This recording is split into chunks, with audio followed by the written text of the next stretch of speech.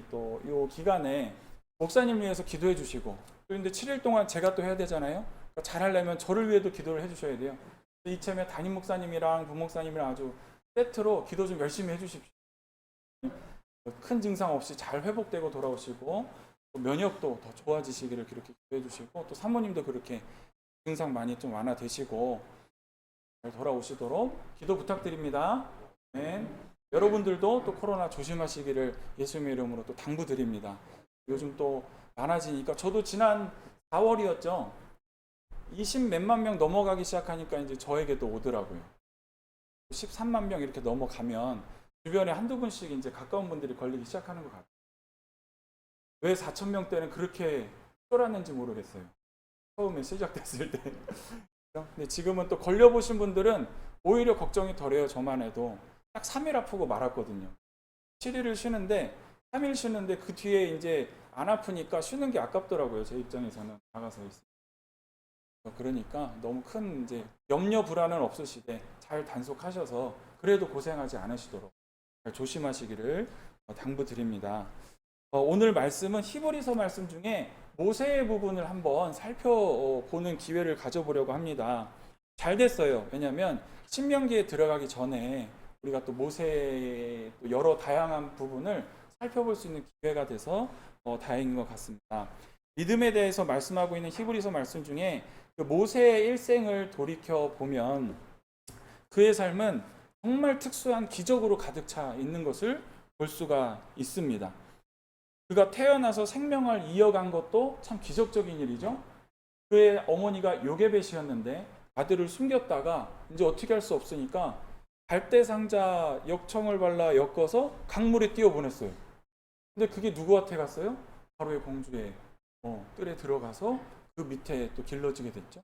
이건 하나님이 하신 것일 수밖에 없다라는 확실한 그의 태어남에서부터 그런 일들이, 기적적인 일이 있습니다. 굉장히 이례적이죠. 또 그가 하나님께 부르심을 받을 때는 떨기나무에 붙어있는 불꽃을 보고 내 신을 벗어라 라는 하나님의 명령, 이러한 부르심은 성경의 어느 부분에도 나오지 않아요. 그리고 그 이후로도 어느 신앙의 사람도 이런 것을 보고서는 자기가 은혜 받았다 하는 사람이 있을 수는 있겠지만, 성경 가운데서는 정말 특수하고 유니크하게 모세에게만 주어지는 기적으로 기록되어 있습니다. 또 하나님을 백성을 이끌고 애굽 왕 바로와 싸우면서 출애굽하는 이야기도 아주 특별한, 성경에 유일하게 기록된 역사입니다. 10가지 재앙을 통하여서 그가 출애굽하는 이야기가 나오게 됩니다. 또 신명기 34장 7절에 보면 모세의 말년에 대해서 말하면서 모세가 죽을 나이 120세가 되었는데 그 눈이 흐리지 않았고 기력이 쇠하지 아니하였더라 라고 말씀하시는 부분도 굉장히 이례적인 일입니다. 비스가산에서 그가 세상을 떠났는데 그의 죽음 자체가 신비로 하나님께서 숨겨두셨습니다. 그래서 그의 시체는 하나님에 의해 감춰졌기 때문에 찾을 길이 없습니다. 그래서 고고학자들이 어디에 무슨 뭐가 있다 했는데, 사실 하나님께서는 모세의 시체를 감춰두셨어요. 숨겨두셨어요. 신비로 남겨두셨습니다. 또 성경은 모세를 표현하기를 하나님의 사람이라고 표현합니다. 이 얼마나 크고 감사한 부름입니까? 영광스러운 칭호죠. 그를 또 여호와의 종이라고도 부릅니다. 또 모세는 종종 하나님과 대면하여, 사람이 직접 사람을 대면하여 이야기하듯이 하나님의 말씀을 받았던 그런 사람입니다. 모세가 어떻게 이렇게 기적의 삶을 살 수 있었을까? 바로 그것은 오늘 히브리서에는 보니까 믿음으로라고 이야기를 하고 있습니다. 분명히 믿음도 하나님께서 그에게 이러한 사건들을 통해서 정말 거부할 수 없는, 옆길로 갈 수 없는 특수한 경험들을 통해서 하나님을 직접 체험하게 하시는 그 믿음을 모세에게 주셨기 때문에 그 믿음으로 말미암아 오늘 읽은 히브리서 가운데는 그렇게 모든 역사들을 이야기하고 계십니다. 첫째로 모세는 바로의 공주의 아들이라는 칭함받기를 거절했습니다. 도대체 어떠한 믿음이길래, 또 이 바로 공주의 아들이라 칭함을 얻는 것이 어떤 것이길래 그것을 믿음으로 거부했다라고 이야기를 하고 있냐면, 사실 이것은 엄청난 권력과 부를 그리고 명예를 거절한 것입니다. 모세는 한 나라의 왕자일 뿐만 아니라 그 당시 애굽이라 하면은 그 주변 나라들이 벌벌 떠는 나라인 거예요. 세상 부럽지가 않습니다. 한 나라의 왕자가 될 수 있었던 건데 이 모세는 이러한 한 나라의 왕자의 명예를 버렸을까? 그 다음에 답이 나옵니다. 25절에 보면 도리어 하나님의 백성과 함께 고난받기를 잠시 죄의 낚시를 누리는 것보다 더 좋아하고 라고 나옵니다.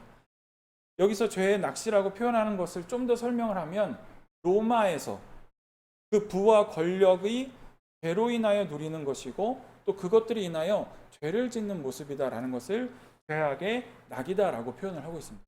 로마에서 가질 수 있는 부와 권력, 이건 낙이거든요. 그거를 누리는 사람에게는 얼마나 기쁜 일입니까?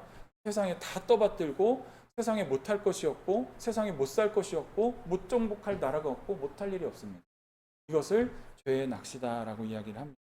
그런데 하나님의 백성과 함께 고난받기를 잠시 죄악의 낚시를 누리는 것보다 더 좋아하였다라고 오늘 성경은 표현을 합니다. 여기서 성경 표현을 하나를 더 조금 살펴보자면 성경이 세상에 또 이 당시에 이 죄악으로 일어나는 것이 낙이 될 수 있다라는 것을 인정을 하고 있어요. 부인하지 않습니다. 구원받기 전까지, 모세의 신앙이 바뀌기 전까지는 아마 그 눈에는 죄악의 낚시 훨씬 더 좋아 보이실 것입니다. 방금 말씀드렸듯이 그것을 누리는 사람들, 죄를 짓는 사람들에게서는 그것이 굉장히 신나는 일이고 정말 놓치기 싫은 일이 될 수가 있습니다. 사람들이 이 죄악의 낚시를 왜 누리냐면 이것이 마치 오물과 같고 더럽고 지저분하고 나를 해치는 일이면 안 할 것입니다. 근데 보기에도 좋아 보이고 하기에도 신나 보이고 재밌어 보이고 짜릿하고 잠시 느끼는 그런 쾌락들이 있잖아요.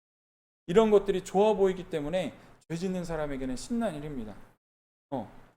그 죄가 그런 사람들에게는 아름답게까지도 보이고 이 세상 공중권세 잡은 자의 이 풍조 속에는 이것이 마치 이루어야 될 성과 또는 자신의 삶의 목표로도 여겨지는 것이 사실입니다. 저도 지금 사회에서 사회생활을 하고 있지만 이 믿지 않는 사람들의 그 시각과 제가 바라보는 시각의 차이는 너무나 다릅니다. 그 부와 권력을 가지고 이루면 이룰수록 더 마음이 강팍해진다고 할까요? 네. 근데 그것을 죄로 느끼지 못하는 거죠. 근데 그런 것이 이 믿는 자들, 선한 사람들의 손에 쓰여졌을 때는 정말 많은 사람들을 살리고 많은 사람들에게 좋은 영향을 끼치고 도움을 주는 것을 볼 수가 있습니다.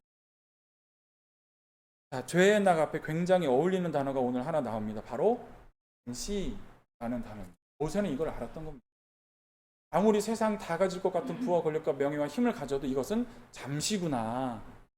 하나님의 백성과 함께 고난을 받는 것이 나의 영원한 일을 위하여 영원한 상급을 위하여 더 좋은 일이구나 라는 것을 알았던 것입니다. 잠시가 지나면 죄의 허무와 고통의 열매, 심판의 열매를 받아야 됩니다. 죄는 대가를 지불해야 되고 그 대가는 사망입니다. 모세는 이 죄의 본질을 잘 알았던 사람입니다. 무엇으로? 믿음으로. 근데 이 믿음은 누가 주셨어요? 하나님이 주신 믿음으로. 이러한 믿음이 우리 가운데 있기를 예수님의 이름으로 축복드립니다. 간절히 기도하기는 우리 자녀들도 그렇게 되기를 원합니다. 하나님을 믿는 자들이 이 죄의 낚시를 누리는 것보다 하나님의 말씀, 하나님을 사랑하고 이웃을 사랑하여 말씀을 실천하는 것이 더 기쁜 일일수록 기쁜 일로 느껴지기를 예수님의 이름으로 축복드립니다.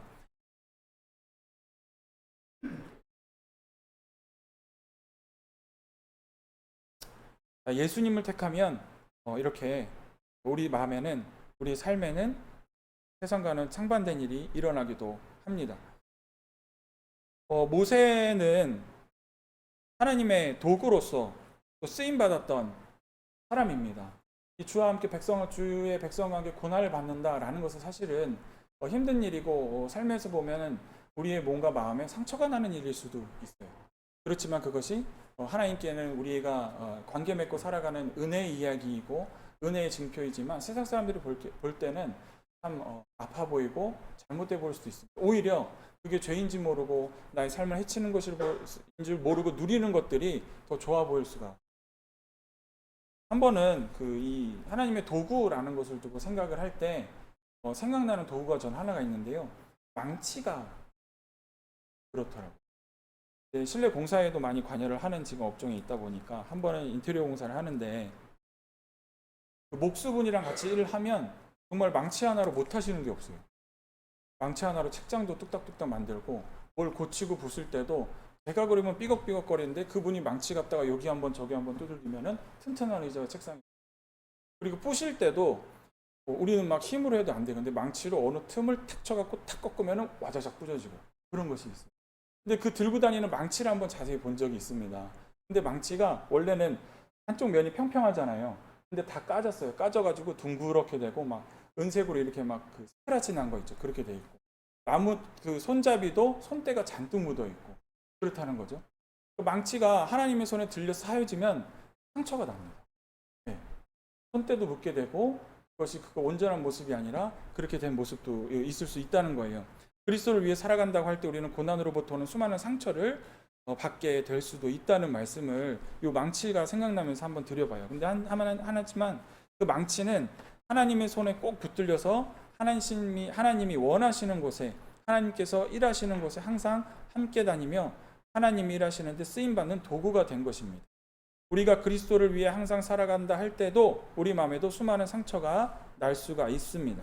그 딱딱한 쇠망치의 머리가 하얗게 이리저리 까질 때까지 우리의 마음에도 스크러치 나는 일들이 있을 수가 있습니다. 예수님을 택하려면 이전에 좋아하던 것을 버려야 할 때가 있습니다. 잠시 죄의 낙을 누리는 것보다 하나님의 백성과 함께 고난받기를 좋아해야 되는 마음을 품어야 될 수도 있습니다. 이것은 사실은 손해보는 것이 아니라 득을 보는 것이죠. 누구든지 그리스도 안에 있으면 새로운 피조물이라 이전 것은 지나갔으나 보라 새 것이 되었도다 라고 말하는 것은 이러한 세상 가치관이 통째로 바뀌게 되는 일인 줄 믿습니다. 새 것이 되는 과정 가운데 이전의 낙을 포기하고 하나님의 백성과 함께 구원에 이르는 일이 생기게 되는 것이요. 이것이 바로 온전한 회개, 믿음으로 모세는 온전한 회개를 이뤘던 인물이라는 말씀입니다. 회개라는 것이 우리가 하나님께 용서를 구해서 용서를 받고 내 마음이 평안해지면 끝나는 것이 아니라 다시는 그 일을 저지르지 않고 그 길로 걸어가지 않는 온전한 돌아섬, 유턴이 바로 온전한 회개라는 말씀입니다. 모세는 어쩌면 믿음으로는 당연히 선택해야 할 것을 한 것입니다. 모세는 하나님을 위해서 사는 삶을 택했습니다. 그 삶이 고난의 길이라 해도 그 길을 가기로 한 것입니다. 근데 이렇게 길게 말씀드린 것이 바로 26절에 나옵니다. 하나님의 백성을 위해 선택한 삶, 이것이 뭐냐면 26절의 표현을 보면 이렇게 나옵니다. 그리스도를 위하여 받는 능력이 애굽의 모든 것보다 컸다. 25절을 함께 읽어보겠습니다. 시작. 그리스도를 위하여 받는 수모를 애굽의 모든 보화보다 더 큰 재물로 여겼으니 이는 상 주심을 바라봄이라. 네. 근데 이 26절에 이상한 점이 하나가 있습니다. 뭐냐면 그때 그리스도 예수가 계셨습니까? 계시지 않았죠. 근데 모세는 그리스도를 위하여 받는 수모를 애굽의 모든 보화보다 더 큰 재물로 여겼으니 이는 상 주심을 바라봄이라라고 이야기를 하고 있습니다. 모세가 혹시나 하나님과 대화하다가 하나님과 말씀을 통해서 메시아를 알았는지는 모르겠습니다.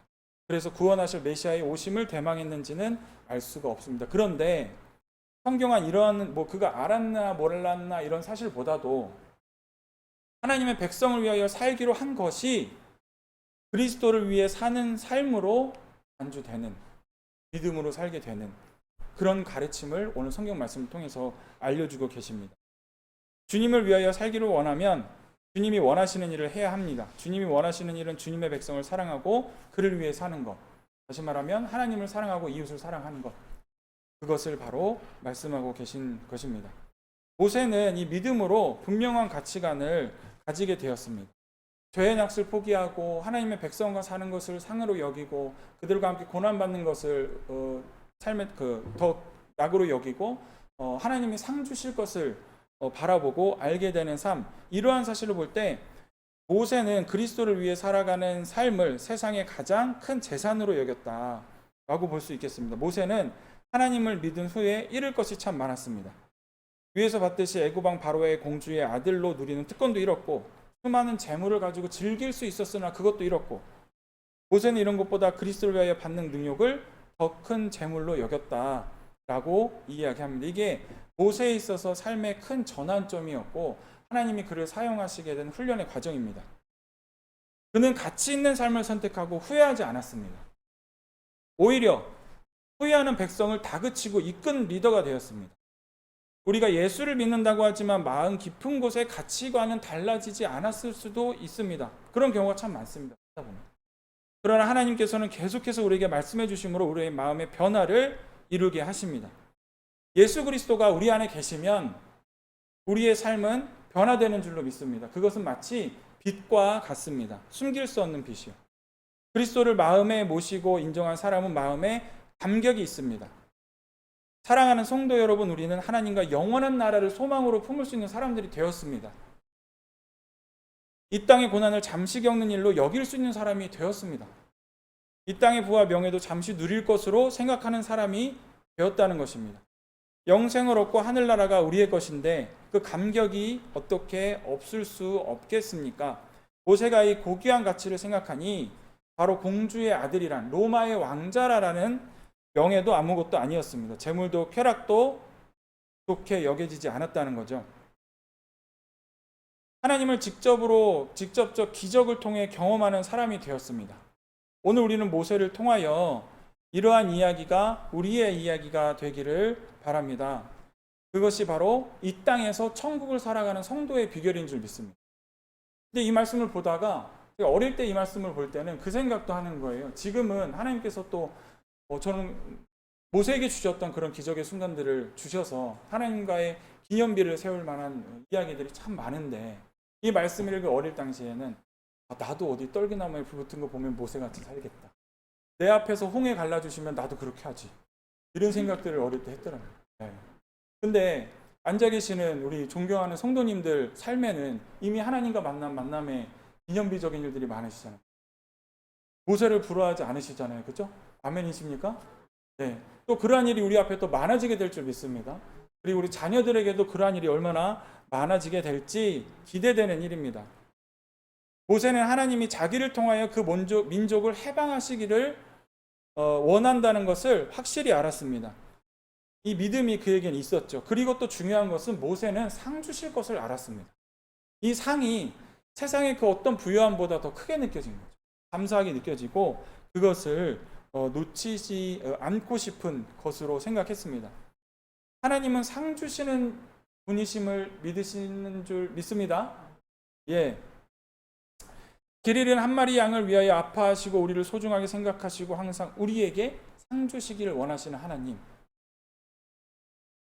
이 믿음이 결국 위대한 결단을 가져다 줍니다. 이 상급이 당장 우리 앞에는 찾아오지 않는 것 같아 보여도 반드시 언젠간 우리에게 주어집니다. 사도 바울도 로마서 8장 18절에 현재의 고난은 장차 우리에게 나타날 영광과 좋게 비교할 수 없다라고 말했습니다. 우리도 이 상급을 기대하는 자가 되기를 예수님의 이름으로 축복드립니다. 히브리서 11장 6절에는 믿음이 없이는 기쁘시게 못하나니 하나님께 나아가는 자는 반드시 그가 계신 것과 또한 그가 자기를 찾는 자들에게 상 주시는 이심을 믿어야 할지니라. 아멘. 오늘 주신 말씀 또 27절을 함께 보겠습니다. 믿음으로 그는 애굽을 떠나 바로 왕의 노함을 무서워하지 아니하고 보이지 아니하는 자를 보는 것 같이 하여 참았으며. 아멘.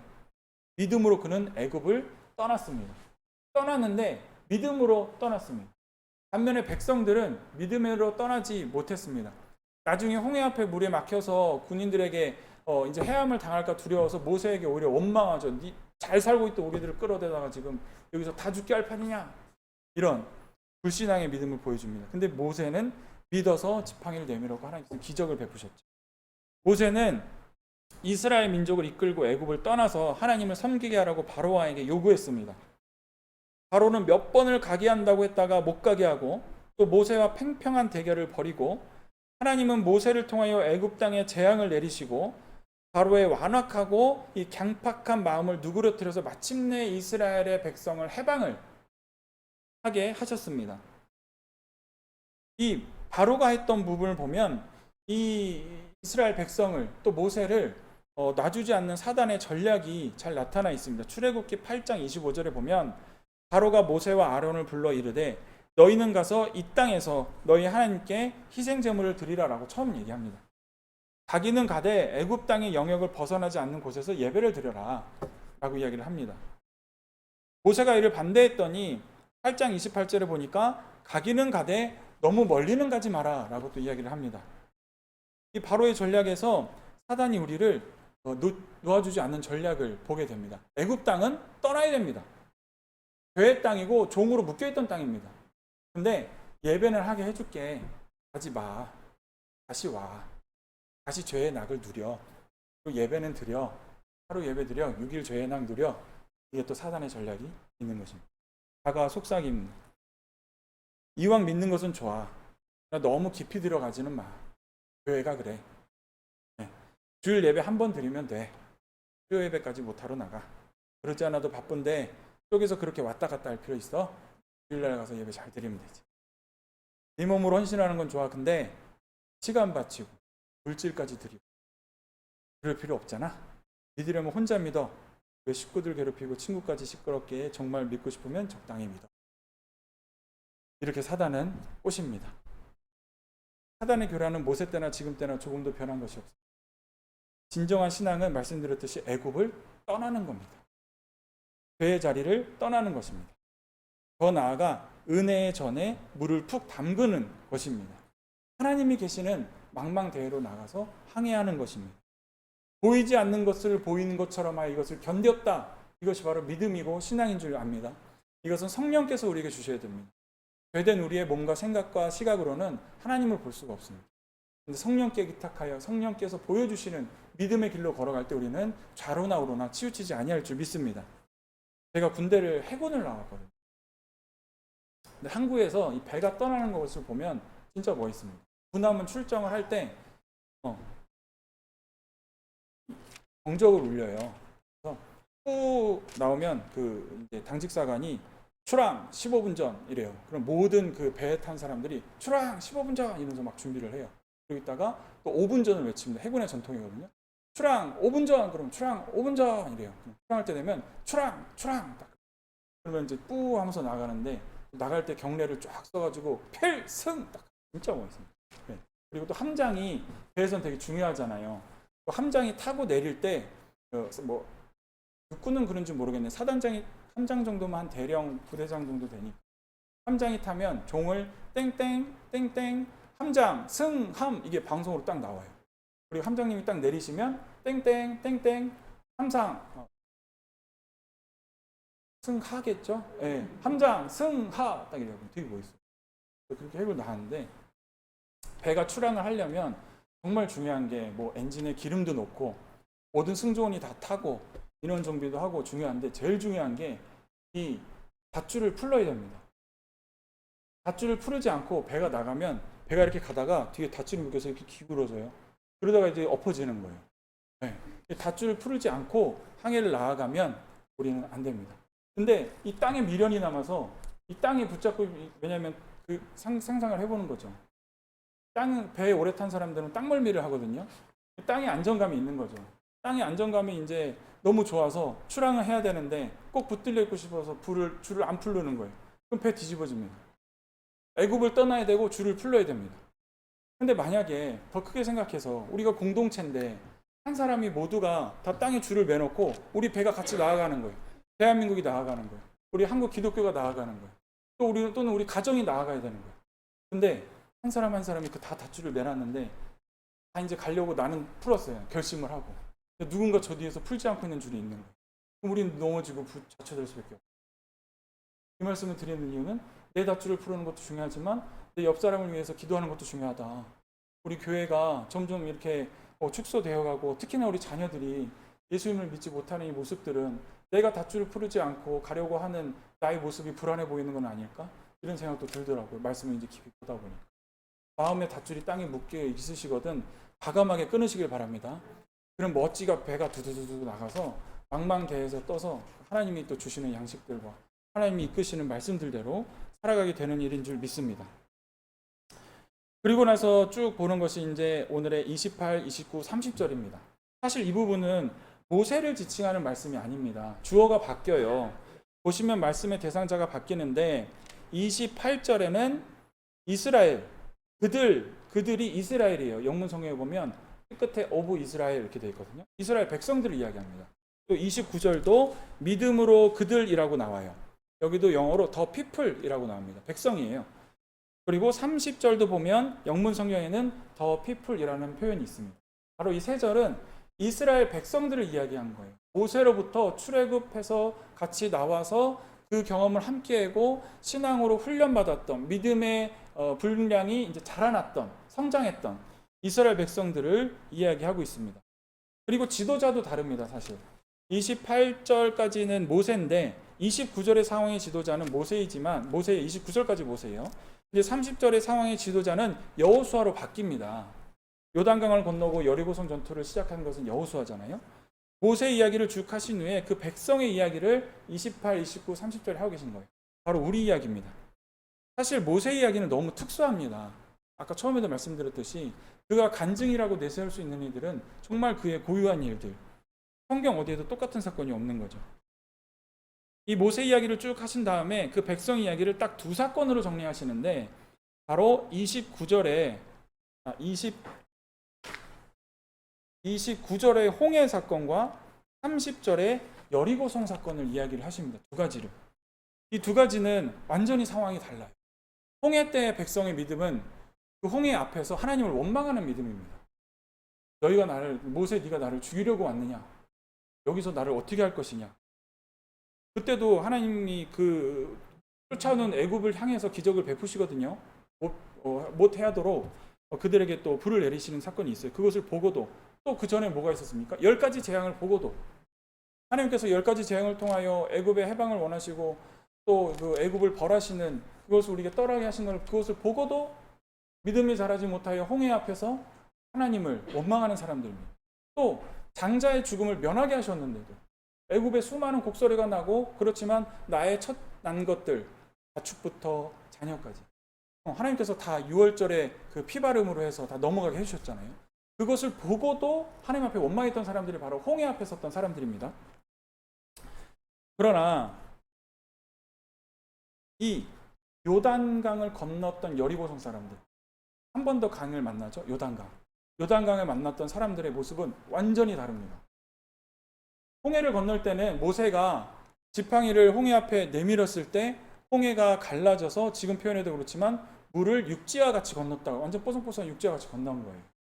기적이었어요. 눈앞에서 쫙 갈라졌습니다. 누가 봐도 우와 이런 기적이었어요. 근데 요단강은 보니까 하나님께서 하나님의 법궤를 앞세워 건너가라. 그리고 그 법궤를 맨 사람들이 첫 발을 담그면 하나님의 물이 그치기 시작하는데 물이 그친 게 홍해처럼 그친 게 아닙니다. 성경에 보면 어디부터 그쳤냐면 아담 성읍부터 물이 쌓여서 그쳤다라고 나와요. 아담 성읍은 그 사람들이 지금 물에 발을 담갔던 곳부터 약 20km 정도 떨어진 곳입니다. 완전히 다르죠? 지금 여기서 제가 어저께 지도로 20km 이렇게 쭉 찍어봤어요. 어느 정도 되는 것인가. 이게 눈에 보이기는 할까 그랬더니 서울로 쭉 올라가니까 서초동 대법원 딱 20km 걸리더라고요. 교대역, 강남역 이렇게 쭉 20km예요. 그리고 오른쪽으로는 가락시장역, 그리고 왼쪽으로는 안산시청, 오른쪽 저쪽 동쪽으로는 광주시청, 곤지암 리조트. 여기서 보여요? 광주시청, 곤지암 리조트가? 안 보여요. 그리고 저쪽 왼쪽으로 더 가면 오산 이마트, 오산시청 근처예요. 대충 아시는 분은 느낌 오시죠? 거기서 이렇게 보이니까 그게 보이죠? 그리고 잠실대교 강이니까 한강을 기준으로 한번 봤어요. 잠실대교에서는 가양대교, 난지도 하늘공원 있죠? 거기 그러니까 난지도 쪽에서 하늘공원에서 건너는데 물이 어디서부터 끊겼냐면 잠실대교 쪽부터 끊겼던 거예요. 그러면 생각해 보세요.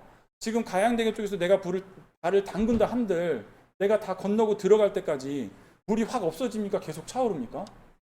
계속 차오르는 거예요. 근데 이것을 알고도 이들의 믿음이 얼마나 자랐냐면 거기를 뚜벅뚜벅 걸어 건넌 겁니다.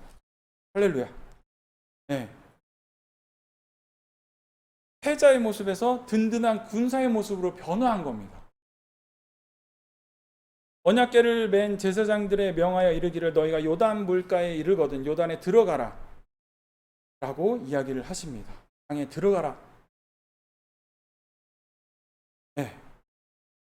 이것이 바로 신앙이 자란 백성들의 모습이라는 거죠. 보이지 않았습니다. 기적이 일어나는 것을 보지 못했습니다. 근데 이들은 믿음으로 그것을 본 것입니다. 신앙이 그렇게 자란 것입니다. 그래서 믿음으로 이들은 홍해를 육지까지 건넜고 그 뒤에 여리고성도 말도 안 되는 주문이죠. 7일씩 한 바퀴씩 돌고 7일째는 한꺼번에 들고 소리를 막 질러라. 네. 이런 것도 순종할 수 있는.